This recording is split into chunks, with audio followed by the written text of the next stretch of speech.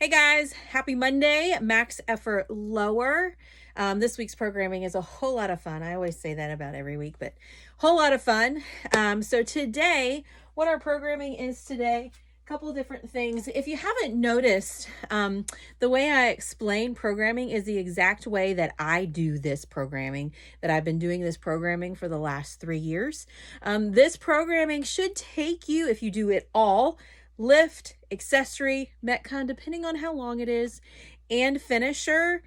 If you're on it and not dilly-dallying, you can get it done in an hour, 10 minutes, okay? So if you're finding yourself it's taking you 2 hours to get this done, make sure you set a clock and just give yourself, okay, I'm only going to work on this for this amount of time.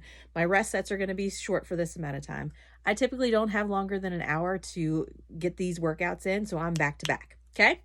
Okay, so max effort lower. Today we're going to find a 3-rep max Anderson back squat. Anderson is just a fancy term for saying bottoms up. So you can do Anderson squats with a yoke. You can do Anderson squats with a barbell on your back. You can do Anderson squats in a front squat position. Today we're going to do Anderson bottom up as a back squat. So yay, back squats. We have wide stance good mornings for an accessory. We have some running intervals or some erg intervals. If you have a ski erg or if you have a rower or a bike, that sort of thing, we can kind of do that. And then your finisher is some jumping lunges, just an AMRAP 3, get the burn on. Okay. So to go over today's movements after you guys do your general warm up with your back squats is really important to make sure that you are not a quaddy squatter. So quaddy squatter. So you want to make sure you use your hamstrings and glutes. So a couple things that we do to do openers to make sure we turn those on is those sissy squats, which we've been doing the last couple weeks. I've shown you as an opener. So what I would encourage you guys to do, say hi to country, guys. Say hi to country. What I would encourage you guys to do is with your sissy squats, if you have a wall ball or a heavier plate, you can go ahead and give it a hug, okay?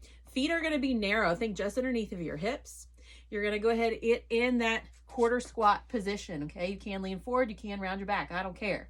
You're going to use your feet to create tension. So you're going to push your big toe in the ground and you're going to draw your heels out like your heels are doing this, kind of like your Dorothy in the Wizard of Oz, okay? Make sure you create that tension. The minute you do that, you should start to feel it in your glutes.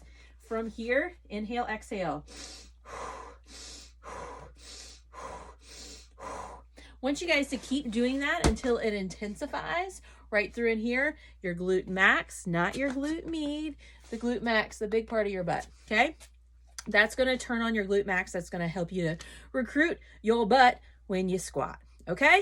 So these Anderson back squats, what you're going to do, I don't have pins. Typically when we're at the gym, we use arms. So it's easier for you to come up and down. These go from a dead stop every single time. You do not tap and go. Dead stop. Okay. That's what's going to make it a whole lot harder. Now you're going to see the back of me. I don't really want to show you my butt all the time, but at the same time, the way my squat rack is set up, you're just going to have to see it for these Anderson back squats. Okay. So when you set this up, when you get underneath the barbell, you want to be at least at parallel or below. Okay. It's really kind of hard, and depending on your mobility and your range of motion, you might not be able to get in a good position like that. And that's going to be ideally where you want to be. But what you're going to do is you're going to get in the bottom position. You can see I'm below parallel. Okay. I'm going to take a big inhale and stand. Okay. I'm going to come back down. Dead stop. Big inhale. Okay, back down, get to that dead stop. Big inhale. Okay, and then back down. Dead stop. Dead stop. This is not touch and go, okay? So that's your 3-rep max Anderson back squats. Really be prepared. You might have, I always have these grand weights in my head that I'm going to be able to do because it's not a full squat, but it's actually really, really difficult. Okay. One thing that's really going to help you guys to come up from the bottom of the squat is to make sure that you are spreading the floor apart with your feet. Okay. You don't obviously want to roll out, but just like you have 2 paper towels underneath your feet and you're trying to rip them apart, That's what I want you guys to do. That's going to recruit those glutes and those hamstrings, and that's going to keep your chest up. That's going to pop you straight up, okay? So if you're struggling, really try to separate the floor apart, okay? Okay, after you have done that, I wouldn't spend forever on it, okay? 3 rep max. Go ahead to those accessory, which is wide leg, wide stance good mornings. I like wide stance good mornings because I feel them a whole lot more in my hamstrings than in my low back. Obviously, when we do good mornings, you will feel them in your low back, your spinal erectors. We are working that, but we're also working our hamstrings. So for your wide stance good mornings, it's exactly as it sounds, okay? Barbell's going to go on your back. You're going to get in your, I would say your sumo deadlift stance, okay? So your feet are going to be open. From here, slight bend in the knee, and you're going to send your hips way far back until your chest is parallel with the ground. Stand up, squeeze the butt, okay? Send those hips way far back, stand up and squeeze the butt. So you can see me from the side. The important thing when you do good mornings is that you send your hips back and stand up rather than just bending at the waist. You can tell the difference when I send my hips way far back than when I just hinge at the waist, okay? So make sure when you do these 4 sets of 8, you're sending your hips back and you feel it in your hamstrings rather than just bending at the waist, okay? Now with every accessory, you guys can increase weight each set. You do not have to, but that's what the accessories are there for. You can do that. Okay, we're gonna move on to our Metcon. Our Metcon today, like I said, is running intervals. So while we might want to go an all-out sprint on these running intervals, if you go out an all-out sprint on 800 meters, you're not going to have anything left for the rest of these. So anytime you do these running intervals this time, the purpose is to go at about an 8 each time, because you want those 2 minutes to, you're not going to fully recover, there's no way, but you want those 2 minutes to recover at least a little bit so that you can go at an 8 out of 10 on those next intervals, okay?